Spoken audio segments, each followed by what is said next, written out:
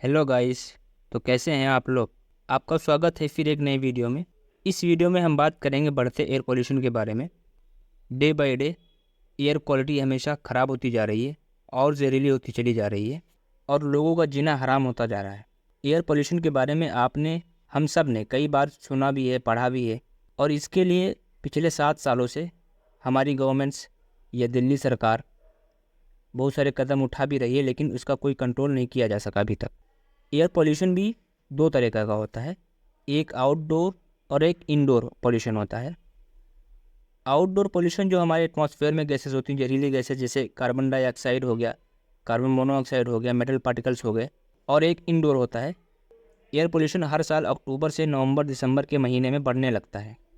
इसका कारण ये होता है कि इस समय जो आसपास के एरियाज़ हैं उसमें पराली का जलना, दिवाली का त्यौहार होता है उसमें पटाखे फोड़े जाते हैं, उसका धुआं, इंडस्ट्रियल वेस्ट और जो व्हीकल्स रन होती हैं उनसे जो पोल्यूशन निकलते हैं उसका वेस्ट है, जिसकी वजह से एयर और जहरीली होती चली जाती है। इसमें एक तो होता है PM10 और एक होता है PM2.5। PM10 को तो हम लोग कंट्रोल कर सकते हैं पानी का छिड़काव करके, अन्य जो आर्टिफिशियल तरीके हैं जैसे आर्टिफिशियल रेन करवा के, इन सब चीज़ों को यूज़ करके PM10 को कंट्रोल कर सकते हैं। लेकिन PM2.5 को कंट्रोल नहीं किया जा सकता। वो इतने फाइन पार्टिकल्स होते हैं कि वो सीधा सांस जो आदमी लेता है उसके शरीर में चले जाते हैं। जो भी ऐसी हवा में सांस लेता है फिर उसको लंग कैंसर, हार्ट डिसीज़ और भी अन्य बीमारियां होती चली जाती हैं। खतरा तब और बढ़ जाता है जब एक प्रेग्नेंट वूमेन भी इस जहरीली हवा में सांस लेती है। इससे उसके बच्चे पर काफ़ी प्रभाव पड़ता है। वो जन्म से ही ब्रीथिंग प्रॉब्लम से गुजरता रहता है, प्रॉपर डेवलपमेंट नहीं हो पाता है बच्चे का अगर ऐसी हवा रही तो। हाल ही में सुप्रीम कोर्ट ने सुनवाई करते हुए कहा कि जो पॉल्यूशन की समस्या है, एयर पॉल्यूशन की जो समस्या है दिल्ली में, दिल्ली के आसपास क्षेत्रों में, इसको कंट्रोल करने के लिए गवर्नमेंट को कुछ अहम कदम उठाने चाहिए जिससे ये पॉल्यूशन कम किया जा सके। और साथ ही साथ हमारे कॉन्स्टिट्यूशन में भी प्रोविज़न दिए गए हैं जो राज्य के नीति निर्देशक तत्व हैं, BPSP, directive principles of state policy. इसमें भी बोला गया है आर्टिकल 48 के अंतर्गत कि जो हमारा पर्यावरण है उसका संरक्षण किया जाना चाहिए।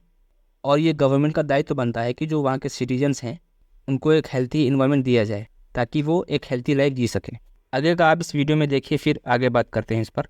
एक और खतरनाक तत्व है जिसे ब्लैक कार्बन कहते हैं। पर्यावरण पर लिखने वाले पत्रकार चेतन भट्टाचार्य जी ने हमारे लिए लिखा है कि नई रिसर्च से हमें यह पता चल चुका है कि कार्बन डाइऑक्साइड के मुकाबले ब्लैक कार्बन जैसी चीज का पर्यावरण पर और भी बुरा असर पड़ रहा है। इसका ग्लोबल वार्मिंग पर और भी असर पड़ता है। जब यह बर्फ और ग्लेशियर पर जाकर जम जाता है तो बर्फ पिघलने लग जाती है जिससे बाढ़ का खतरा बढ़ जाता है।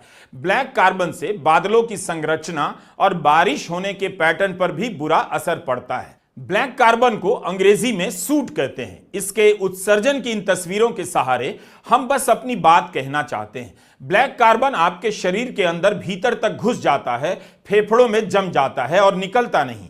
इसके बाद यह फेफड़ों में कई तरह की बीमारियां पैदा करता है। हम इसे लेकर कितना कम जानते हैं। यह BP, दिल की बीमारी और स्ट्रोक का खतरा बढ़ा देता है। जिनके पास पैसा होता है या जो सक्षम होते हैं तो वो दिल्ली से मूव कर जाते हैं अन्य शहरों में, पर यहाँ से मूव करने वालों की संख्या बहुत ज़्यादा नहीं, बहुत कम है, क्योंकि हर कोई यहाँ से मूव नहीं कर सकता। कुछ को काम के सिलसिले में यहाँ रुकना पड़ता है और कुछ तो 2 वक्त की रोटी ही कमा पाते हैं, तो उनके लिए यहाँ से जाना मुश्किल हो जाता है। पर जो यहाँ से जाने वाले हैं वो जाएंगे कहाँ, क्योंकि आसपास के जो शहर हैं जैसे नोएडा हो गया, गुरुग्राम हो गया, गाज़ियाबाद हो गया और हरियाणा जैसे जो शहर हैं उनकी भी एयर क्वालिटी कुछ ज़्यादा बेहतर नहीं है, वो भी पुअर क्वालिटी ही है। ये जो लिस्ट आप देख रहे हैं ये आज की लिस्ट है। इसमें दिल्ली के आसपास के जो शहर हैं वो काफ़ी ज़्यादा एयर पॉल्यूटेड हैं। इतनी जहरीली हवा है कि वहाँ पे सांस लेना मुश्किल हो जाएगा।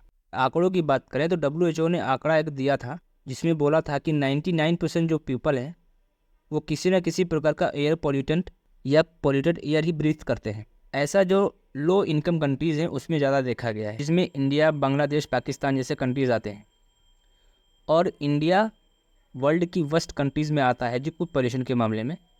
सबसे पहले बांग्लादेश, फिर पाकिस्तान, फिर इंडिया, जो कि इंडिया 3rd नंबर पर है। तो ऐसी स्थिति में हमारी गवर्नमेंट या जो हमारी राज्य सरकारें हैं वो क्या कर रही हैं।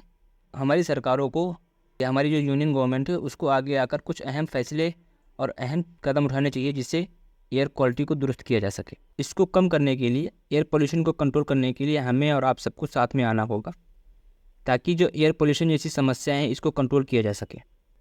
हमें प्लास्टिक का यूज़ बंद करना होगा, बाहर निकले तो मास्क का उपयोग करें। गवर्नमेंट को जल्दी से जल्दी रिन्यूएबल एनर्जी की तरफ शिफ्ट होना पड़ेगा ताकि जो एयर पोल्यूशन है इसको कंट्रोल किया जा सके। बस इस वीडियो में इतना ही। आई होप आप सभी को यह वीडियो पसंद आएगा। पसंद आए तो वीडियो को like, share and subscribe to my channel. Thanks for watching my video. जय हिंद।